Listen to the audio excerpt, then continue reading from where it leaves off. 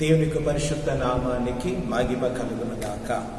యేసుక్రీస్తు నామములో మీ అందరికీ శుభవందనము చదివించుకుంటున్నాను. దేవుడు మంచివారు ప్రియులారా, ఎల్లప్పుడూ ఆయన మనకు మంచివారుగానే ఉంటున్నారు. మనం ఒక చిన్న ప్రార్థన చేసుకుంటాం. ప్రభువా, నీకు వందనాలు, స్తోత్రము తండ్రి, స్తోత్రము రాజా, సర్వోన్నతుడా నీకు వందనాలు, సర్వశక్తిమంతుడా నీకు వందనాలు, దయగలవాడా నీకు వందనాలు రాజా.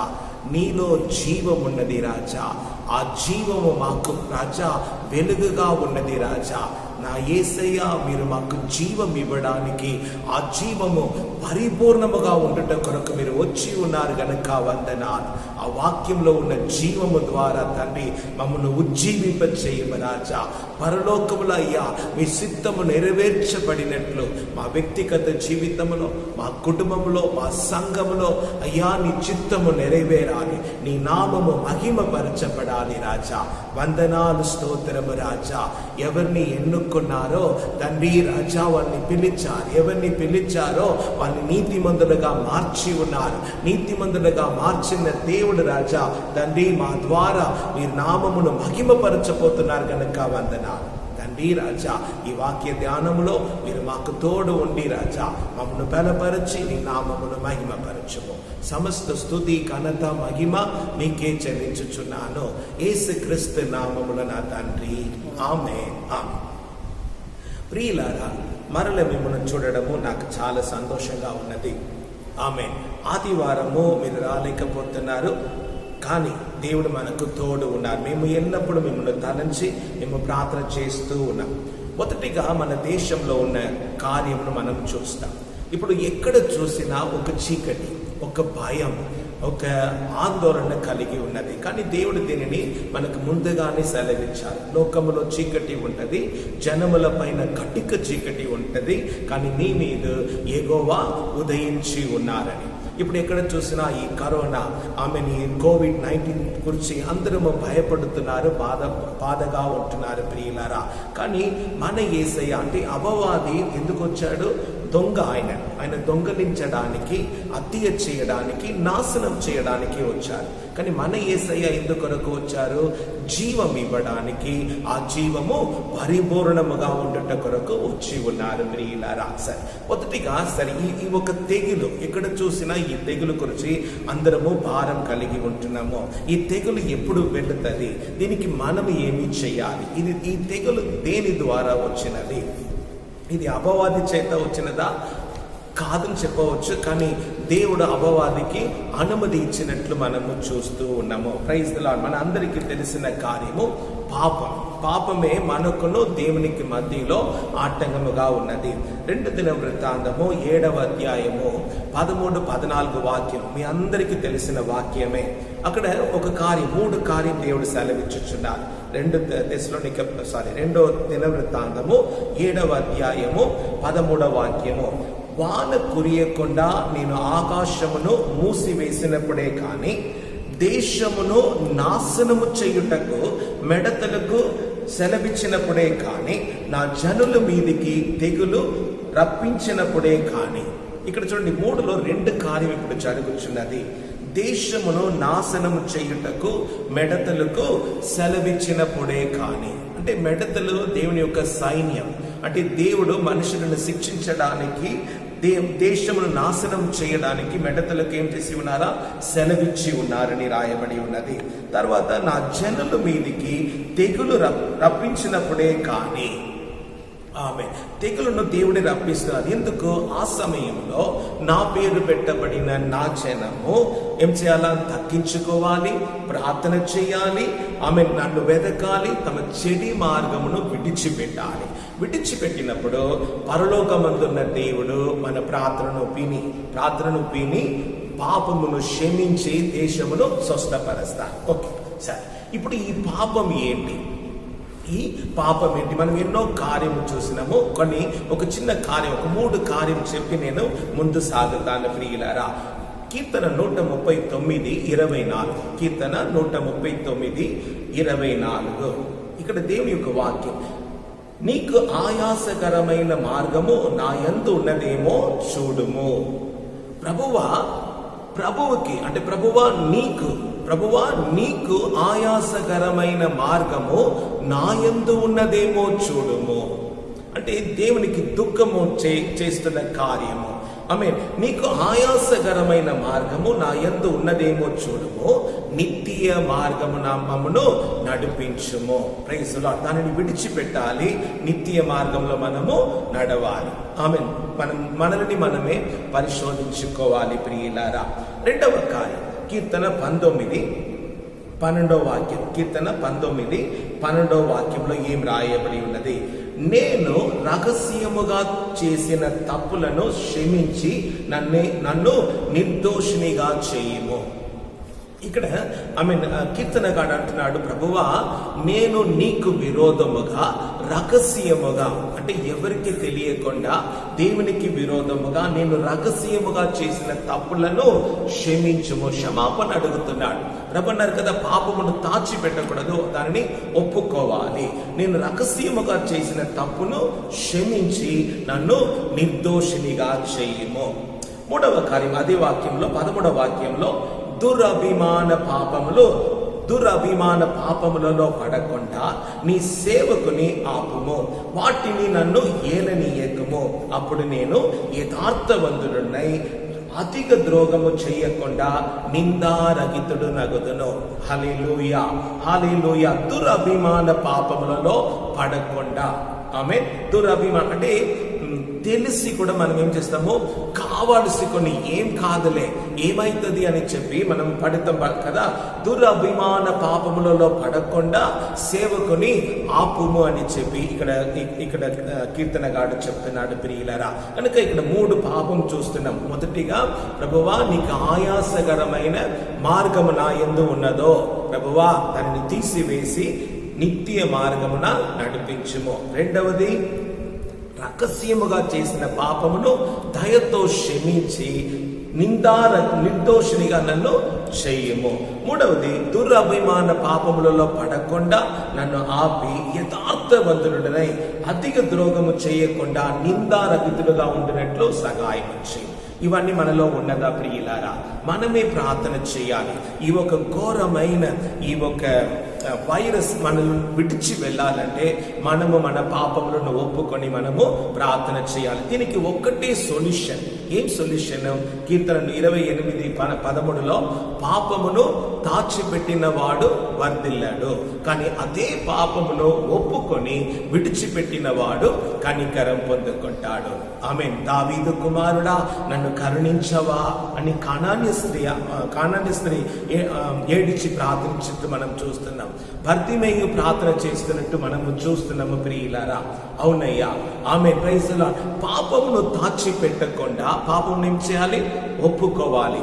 ఒప్పుకొని దాన్ని విడిచిపెట్టినప్పుడు మనము కనికరం పొందుకుంటాం ప్రియులారా. మన దేశంలో ఉన్న పాపము, మనలో ఉన్న పాపము, సంఘంలో ఉన్న పాపము అన్నిటిని మనం ఒప్పుకొని ప్రభు దగ్గర మనం క్షమాపణ అడిగినామనుకోండి, తప్పక దేవుడు మనకేం చేస్తారు? ఈ ఒక ఘోరమైన తెగులులో నుండి మనకు విడుదలను దయచేస్తారు. కనుక మనమందరము ప్రార్థన చేయాలి. ప్రార్థన చేసి ప్రార్థనలో మనము మెలకువగా ఉండి దేవుని యొక్క రాజ్యం కొరకు, దేవుని యొక్క నామ మహిమార్థముగా ఈ తెగులు లేకుండా మనము మరల ఆలయంలో వచ్చి మనం అందరము ఏకముగా ఆరాధించుటకు దేవుడే మనకు సహాయం చేయాలి. Praise the lord. రెండవ కార్యం, ఆమేన్. Praise the lord. ఇదే ఈ కార్యమే నేను మీతో మాట్లాడడానికి ఇప్పుడు వచ్చి ఉన్నాను ప్రియులారా. హల్లెలూయా, ఆమేన్. దేవుని యొక్క వాక్యం ఫిలిప్పీ పత్రిక 3వ అధ్యాయము 10 నుండి 14. ఫిలిప్పీ పత్రిక 3వ అధ్యాయము 10 నుండి 14 మనము చదువుకుంటాం ప్రియులారా. అక్కడ ఉన్న కార్యం ఏంటి? సరే, నేను దానిని కొంచెము ఫిలిప్పీ పత్రిక 3వ అధ్యాయము 10 చదువుతారా? కొంచెం చదివి సహాయం చేయండి. ఏ విధము చేతనైనను మృతులలో నుండి నాకు పునరుత్థానము కలుగవలెనని ఆయన మరణ విషయంలో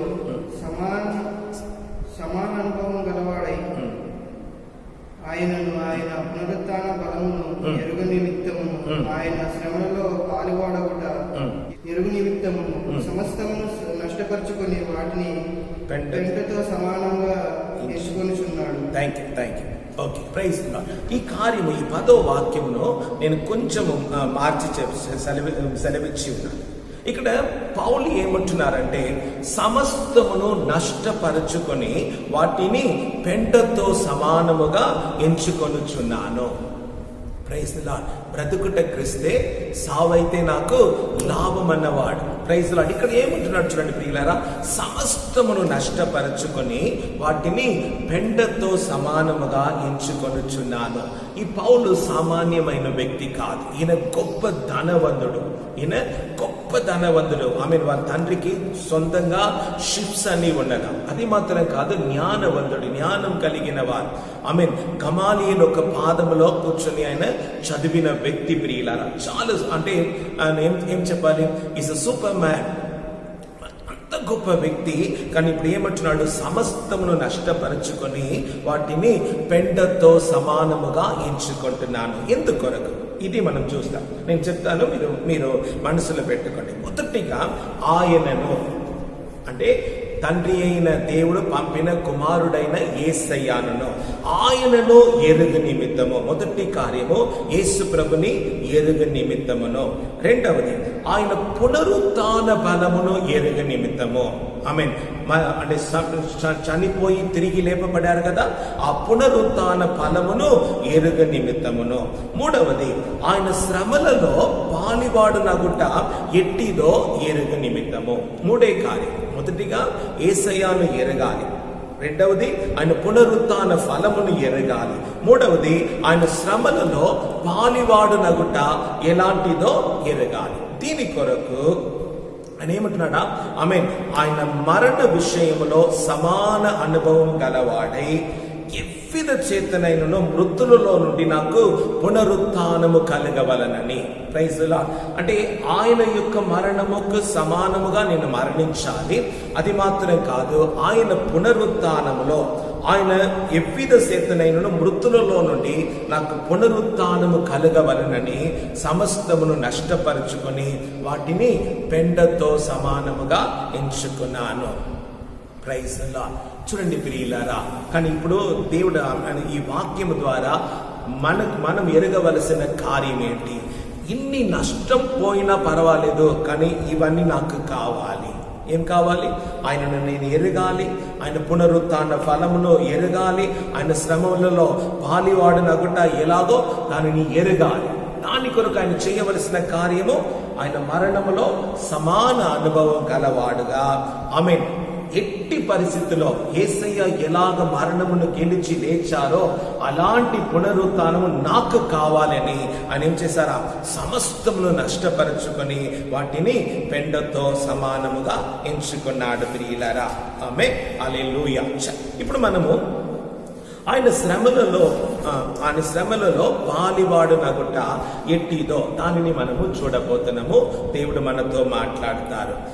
రోమపత్రిక 8వ అధ్యాయము 16 నుండి నేను చదువుతా. రోమపత్రిక 8వ అధ్యాయము 16 నుండి 18 దాకా. ఓకే, 16లో మనము దేవుని యొక్క పిల్లలమని ఆత్మ తామే మన ఆత్మ కూడా సాక్ష్యం ఇచ్చి ఉన్నాడు. ఒక హల్లెలూయా చెప్పండి.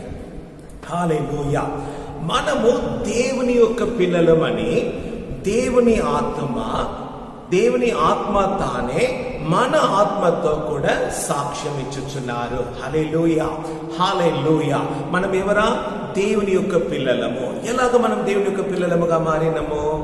యోహాను సువార్త 1వ అధ్యాయము 12వ వాక్యంలో ఆ కార్యం రాయబడి ఉన్నది. ఎవరు యేసు ప్రభుని తన సొంత రక్షకునిగా అంగీకరించుకొని ఉన్నారో వారందరికీ దేవుని యొక్క పిల్లలగుటకు దేవుడు అధికారం ఇచ్చి ఉన్నారు. ఆమేన్, హల్లెలూయా. మనమందరము నమ్మినా నమ్మకపోయినా యేసు ప్రభుని ఎవరెవరు సొంత రక్షకునిగా అంగీకరించి ఉన్నారో వారందరికీ దేవుని యొక్క పిల్లలగుటకు దేవుడు అధికారం ఇచ్చి ఉన్నారు. అంటే దేవుడు తన కుమారుని పంపాడమ్మా. ఆ కుమారుని నీవు అంగీకరించావు అనుకో, నీవేమైపోతావా? దేవుని యొక్క కుమారుడుగా అవుతావా అని తండ్రి అయిన దేవుడు సెలవిచ్చి ఉన్నాడు. ఇక్కడ మనం చూస్తున్న కార్యం ఏంటి? పరిశుద్ధాత్మ దేవుడు దాని కొరకు సాక్ష్యం పలుకుతున్నాడు. దేవుని యొక్క పిల్లలమని దేవుని ఆత్మ తామే మన ఆత్మ కూడా సాక్ష్యం ఇచ్చుచున్నారు. ఏమని? మనము దేవుని యొక్క పిల్లలమని. ప్రైజ్ ది లార్డ్, హల్లెలూయా. మొదటి ఆశీర్వాదం. సరే, 17వ వాక్యంలో మనం చూస్తాము, మనము పిల్లలమైతే వారసులము. మన పిల్లలమైతే ఏంటమ్మా? వారసులము. ఎవరికి వారసత్వం దొరుకుతుంది? దాదాపు మొదటి కుమారునికి కదమ్మా శ్రేష్ఠ పుత్రం. ఓకే, కానీ పిల్లలందరికీ ఓకే, మన పిల్లలమైతే వారసులము అనగా దేవుని వారసులము. వారసులం అన్నది మరలా దేవుని యొక్క వారసులముగా ఉన్నాము. క్రీస్తుతో కూడా మహిమ పొందుటకు ఆయనతో శ్రమపడిన ఎడల క్రీస్తు తోడి వారసులము. దేవుని వారసులము, మరి మరలేంటి? క్రీస్తు తోడి వారస్థలము. హల్లెలూయా. ఎప్పుడు క్రీస్తుకు తోడి వారస్థలం అయితాము? క్రీస్తుతో కూడా శ్రమ పడిన ఎడల. క్రీస్తు కొరకు, యేసయ్య కొరకు నీవు శ్రమ పడినప్పుడు క్రీస్తుతో కూడా తోడి వారసులుగా మనం మారుతాం. మొదటిగా దేవుని యొక్క పిల్లలము, రెండవది దేవుని యొక్క వారస్థలము, మూడవది యేసు ప్రభుతో మనము శ్రమ పడినము కనుక మనము క్రీస్తుతో తోడి వారస్థలముగా ఉన్నాము. హల్లెలూయా. అంటే ఆయన శ్రమలలో పాలివాడగుట అంటే యేసు ప్రభు కొరకు, యేసు ప్రభు ఒక వాక్యము కొరకు మనము శ్రమ పడిన ఎడల యేసు ప్రభుతో మనము తోటి వారస్థలముగా ఉంటాము. ప్రియులారా, 18వ అధ్యాయంలో 18వ వాక్యంలో ఇంకొక కార్యం రాయబడి ఉన్నది. మన ఎడల ప్రత్యక్షము కావపోవు మహిమ ఎదుట ఇప్పటి కాలపు శ్రమలో ఎన్నదగినవి కావని ఎంచుచున్నాను. అంటే మన పొందుపోతున్న ఆ గొప్ప మహిమ ఎదుట ఈ ఒక్క శ్రమలే కాదు. హల్లెలూయా, హల్లెలూయా. మనము ముందు చూసిన 17వ వాక్యంలో క్రీస్తుతో కూడా మహిమ పొందుటకు ఆయనతో కూడా శ్రమ పడిన ఎడల అంటే క్రీస్తు తోడి వారస్థలము, క్రీస్తుతో కూడా మనము మహిమ పొందపోతున్నాము. క్రీస్తుతో కూడా మనము మహిమ పొందపోతున్నాము కనుక ఈ శ్రమలే కాదు. హల్లెలూయా. ఈ ధన్యత ప్రియులారా మనకు మాత్రమే దేవుడు అనుగ్రహించి ఉన్నారు. ఆమేన్. కనుక మనము ధైర్యం తెచ్చుకుంటాం. ప్రభువా, ఆమేన్, నేను నీతో పాటు. అందుకే ప్రభు అన్నారు, ఎవరిని ఎన్నుకున్నానో వారిని ఏం చేశారా? నీతిమంతునిగా మార్చి ఉన్నారు. ఆయన ద్వారా దేవుడు తన నామమును మహిమపరుస్తారు. ఇప్పుడు మనము ఆ శ్రమ ఓకే, నెక్స్ట్ కార్యం చూస్తాము. రోమపత్రిక 6వ అధ్యాయము 3 నుండి 5 దాకా. రోమపత్రిక 6వ అధ్యాయము 3 నుండి 5 దాకా. క్రీస్తు యేసులోనికి బాప్టిజం పొందిన మనమందరము ఆయన మరణములోనికి బాప్టిజం పొందితిమని మీరు ఎరుగరా? ఏమంటున్నారు? క్రీస్తు యేసులోనికి బాప్టిజం పొందిన మనమందరము ఆయన మరణములోనికి బాప్టిజం పొందితిమని ఎరుగరా? అంటే యేసు ప్రభు మరణమును రుచి చూశారు. కానీ ఈ మరణమును మనం ఎలాగ రుచి చూస్తామంటే బాప్టిజంలో మనం యేసు ప్రభుతో ఏం చేయాలి? చనిపోవాలి. హల్లెలూయా. అదే ఇక్కడ పొందిన మన క్రీస్తులోనికి బాప్టిజం పొందిన మనమందరము ఆయన మరణములోనికి బాప్టిజం పొందితిమని అడిగారా? ఇది ఆత్మీయ మరణం. మన పాపమును మనం ఒప్పుకొని ఆమేన్ యేసు ప్రభుతో కూడా చనిపోయి యేసు ప్రభుతో కూడా లేపబడడము. ఆమేన్, హల్లెలూయా. అందుకే మనం బాప్టిజంకి ఇంకొక మాట అంటారు, భూస్థాపన ఆరాధన. అంటే యేసు ప్రభుతో కూడా చనిపోయి యేసు ప్రభుతో కూడా పాతి పట్టి యేసు ప్రభుతో కూడా లేపబడడము. ప్రియులారా, హల్లెలూయా, ప్రైజ్ ది లార్డ్. ఇక్కడ చూడండి, దీనికి సమానమైన వాక్యము 2 తిమోతేయు 2వ అధ్యాయము 11-12లో చూస్తాము. ఈ మాట నమ్మదగినది ఏదనగా మనము ఆయనతో కూడా చనిపోయిన ఎడల ఆయనతో కూడా చనిపోయిన వారమైతే ఆయనతో కూడా బ్రతుకుదము. హల్లెలూయా. మనము ఆయనతో కూడా చనిపోయిన వారమైతే ఆయనతో కూడా బ్రతుకెదము. సహించిన వారమైతే ఆయనతో కూడా ఏలుదము. ఆయనతో కూడా మరణించావా, ఆయనతో కూడా ఏమైతావా, బ్రతుకుతావు. ఆయనతో కూడా సహించావు, శ్రమలను సహించిన ఎడల ఆయనతో పాటు నీవు ఏలుతావని చెప్పి దేవుని యొక్క వాక్యములో రాయబడి ఉన్నది. ప్రియులారా, హల్లెలూయా. మనము శ్రమలను సహించాలి. ఈ కాలంలో మనం శ్రమలను సహించి మనము ముందు సాగాలి. ఆమేన్, హల్లెలూయా. అప్పుడు మనము ఏం చేస్తామా, దేవుని యొక్క వాక్యం సెలవించుచున్నది, ఆయనతో పాటు మనము ఏలుదము అని చెప్పి దేవుని యొక్క వాక్యము సెలవించి ఉన్నది. ప్రియులారా, ఆమేన్. నెక్స్ట్ వాక్యం, 4వ వాక్యం, రోమపత్రిక 6:4 వాక్యము. కాబట్టి తండ్రి మహిమ వలన క్రీస్తు మృతులలో నుండి ఎలాగ లేపబడనో అలాగనే మనలను నూతన జీవము పొందిన వారై నడుచుకొనినట్లు మనము బాప్టిజం వలన మరణములో పాలు పొందుటకై ఆయనతో కూడా పాతి పెట్టబడితిమి. ఇక్కడ ఒక కార్యం మాత్రం చెప్తాను. కాబట్టి ఇప్పుడు యేసయ్య చనిపోయారు, పాతి పెట్టబడారు. ఓకేమా? ఇప్పుడు ఇక్కడ దేవుని యొక్క వాక్యం ఏమంటుంది చూడండి. కాబట్టి తండ్రి మహిమ వలన క్రీస్తు మృతులలో నుండి ఎలాగ లేపబడెనో, అంటే చనిపోయిన యేసయ్య 3 రోజులు సమాధిలో ఉన్నారు.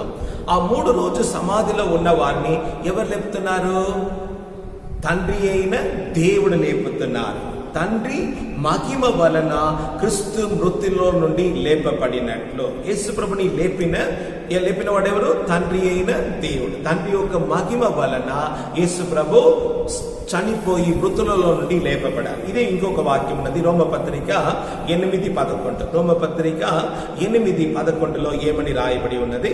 మృతులలో నుండి యేసును లేపిన వాని ఆత్మ మీలో నివసించిన ఎడల, మృతులలో నుండి యేసు ప్రభుని లేపిన వాని యొక్క ఆత్మ. ఇక్కడ ఆత్మ ప్రభు చలవించిన. అక్కడ మనం చూసినాము తండ్రి యొక్క మహిమ వలన యేసు ప్రభు లేపబడారని. కానీ రోమపత్రిక 8:11లో మృతులలో నుండి యేసు ప్రభుని లేపిన వాని యొక్క ఆత్మ నీలో నివసించిన ఎడల, మృతులలో నుండి క్రీస్తు యేసు ప్రభుని లేపినవాడు సావునకు లోనైన మన శరీరములను కూడా మనలో నివసించుచున్న పరిశుద్ధ ఆత్మ ద్వారా జీవింపచేయును. హల్లెలూయా, హల్లెలూయా. చూడండి ప్రియులారా, ఎంత గొప్ప ధన్యత. తండ్రి యొక్క మహిమ ద్వారా యేసు ప్రభు ఎలాగ లేపబడేనో, పరిశుద్ధాత్మ ద్వారా యేసు ప్రభు ఎలాగ లేపబడి ఉన్నారో అలాగనే మనము కూడా లేపబడతామని చెప్పి దేవుని యొక్క వాక్యములో రాయబడి ఉన్నది. 5వ వాక్యము, మరియు ఆయన మరణం యొక్క సాదృశ్యమందు ఆయనతో ఐక్యము కలవారమైన ఎడల ఆయన పునరుత్థానం యొక్క సాదృశ్యమందు ఆయనతో ఐక్యము కలవారమై ఉందము. హల్లెలూయా. ప్రభుతో ఏమైపోతున్నామా? ఐక్యత కలవారుగా ఉంటున్నాము ప్రియులారా. ఇంకా ఒక కార్యం, ప్రైజ్ ది లార్డ్. ప్రకటన గ్రంథము 20వ అధ్యాయము 6వ వాక్యము. హల్లెలూయా. గొప్ప దీవెన ప్రియులారా. ఆమేన్, హల్లెలూయా. ఇక్కడ ఏం రాయబడి ఉన్నది చూడండి. ఈ మొదటి పునరుత్థానములో పాలుగలవారు ధన్యులను పరిశుద్ధులనై ఉందురు. అంటే ఈ బాప్టిజం ఉన్నది కదమ్మా, ఈ బాప్టిజంలో యేసు ప్రభుతో పాటు ఎవరెవరు పాలు పొందుకొని ఉన్నారో వాళ్ళ గురించి ఇక్కడ రాయబడి ఉన్నది. ఈ మొదటి పునరుత్థానములో పాలుగలవారు ధన్యులు, రెండవది పరిశుద్ధులనై ఉందురు. హల్లెలూయా. వారు ధన్యులు, వారు పరిశుద్ధులుగా ఉంటున్నారు. ఇట్టి వారి మీద రెండవ మరణమునకు అధికారము లేదు. హల్లెలూయా, ప్రైజ్ ది లార్డ్. ఆమేన్. మనమేమో బాప్టిజం తీసుకోండి అంటున్నాము, కానీ ఇక్కడ ఉన్న దీవెనను నిజంగా ఒకడు ఎరిగి ఉన్నాడని అనుకోండి, వాడు ఏం చేస్తారు? తప్పక మొదటిగా ఆయన ఏం చేస్తారు? ఆ దీవెనను పొందుకుంటాడు. ఎవరు కూడా ఆలస్యమే చెయ్యడు. ఇక్కడ ఇట్టి వారి మీద రెండవ మరణమునకు అధికారము లేదు. ఆ రెండవ మరణం ఏంటి?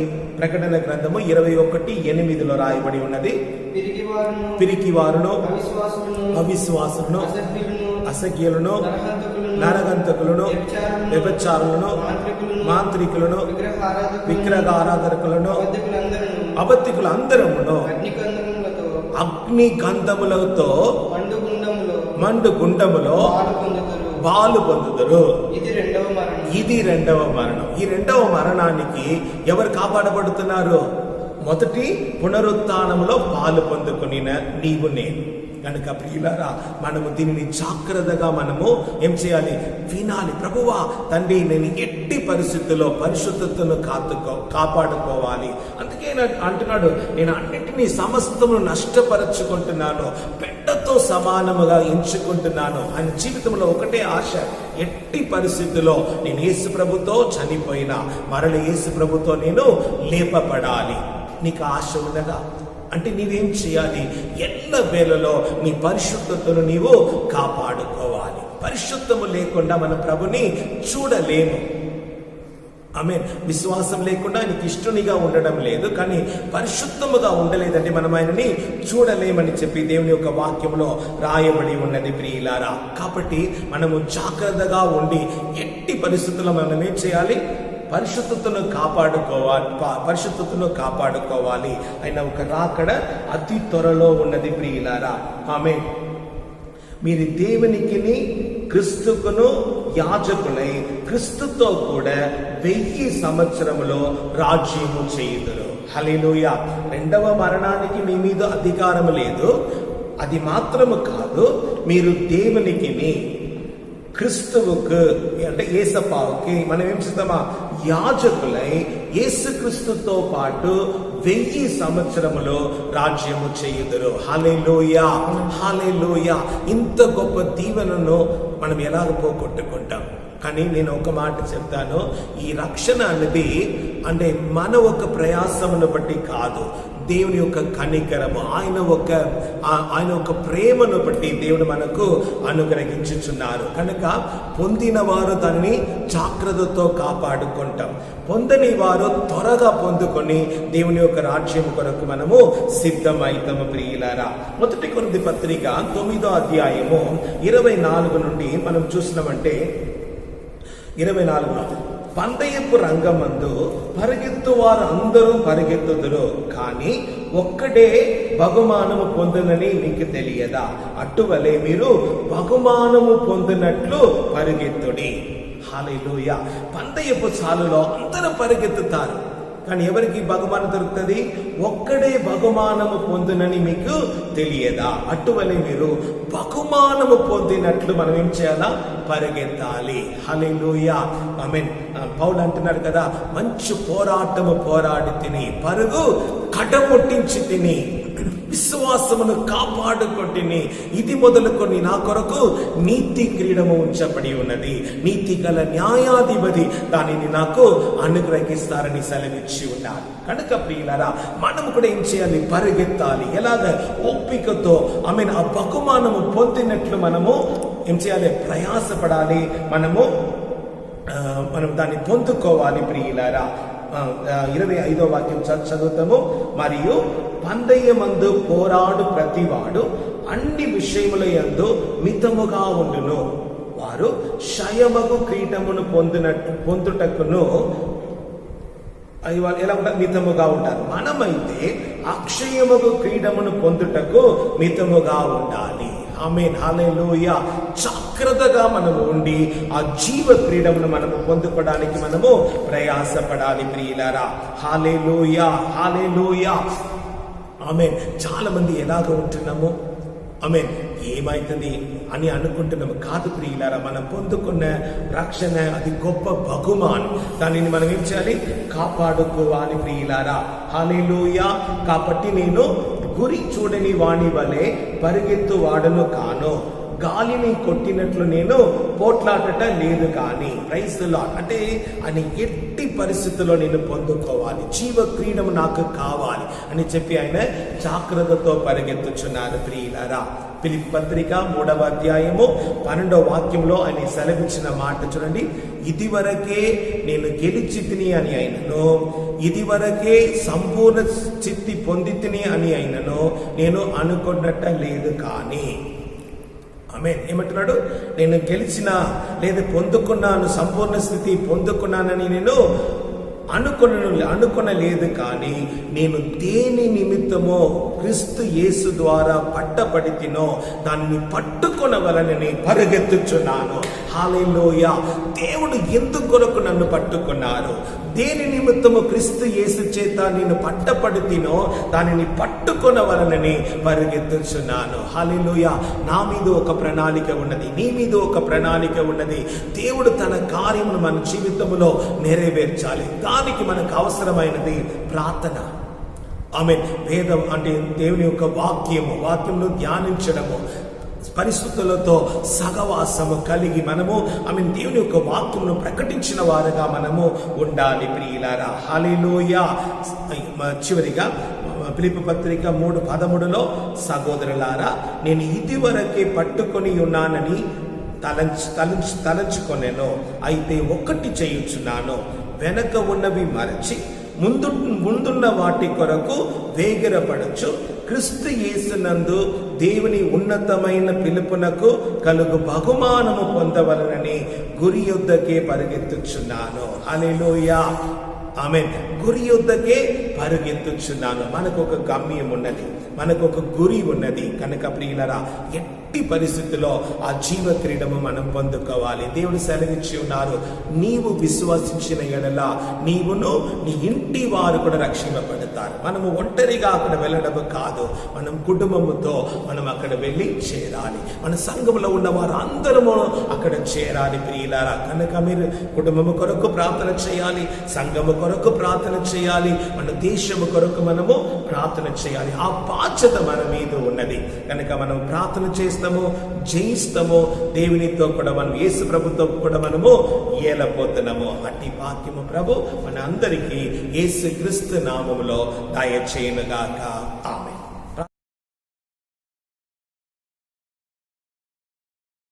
ప్రభువా, నీకు వందనాలు, స్తోత్రము రాజా.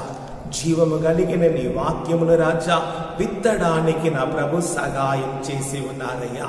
తండ్రి ప్రభువా నీ నామము మహిమ పరచబడాలి. ఈ హృదయములో ఈ వాక్యము, ఈ విత్తనము రాజా నూరందలుగా ఫలించినట్టు ప్రభువా సహాయము చేయము. మా ప్రియ బిడ్డలకు తోడు ఉండండి ప్రభువా. తండ్రి ప్రభువా, విరిగి నలిగిన హృదయముతో ప్రార్థించుటకు ప్రభువా సహాయము చేయము. వాక్యమును చదివి ధ్యానించుటకు సహాయము చేయము. పరిశుద్ధతను కాపాడుకొనుటకు సహాయము చేయము. తండ్రి రాజా, మేము భారము కలిగి నీ సేవను చేసి రాజా నీ ముఖమును రాజా తండ్రి తేరి చూడటకు సహాయము చేయము. మా కొరకు దాచపెట్టబడిన ఆ నీతి క్రీడం పొందుటకు రాజా మాకు సహాయం చేయము. తండ్రి నీకు వందనాలు, స్తోత్రం, స్తుతి, ఘనత, మహిమ మీకే చెల్లించుచున్నాను యేసు క్రీస్తు నామములో నా తండ్రి. ఆమేన్. మన తండ్రి అయిన దేవుని యొక్క ప్రేమను, యేసయ్య యొక్క సమాధానమును, పరిశుద్ధాత్మ దేవుని యొక్క ఐక్యతను ఎల్లవేళలో మీకు తోడు ఉండునుగాక. ఆమేన్. God bless. ప్రైజ్.